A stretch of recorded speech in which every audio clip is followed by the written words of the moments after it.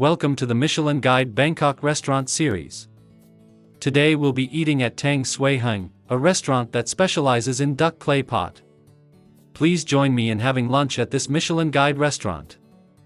This iconic family-run shop has been packed with locals for more than 50 years. For many consecutive years, it has become a recipient of a Michelin Bib Gourmand distinction.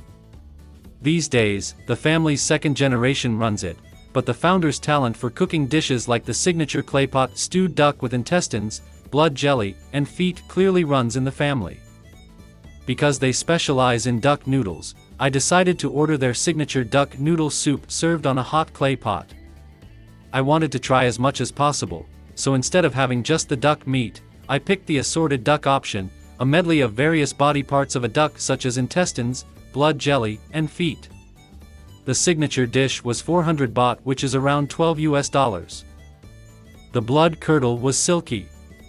The duck meat was super tender. The intestines had some crisp.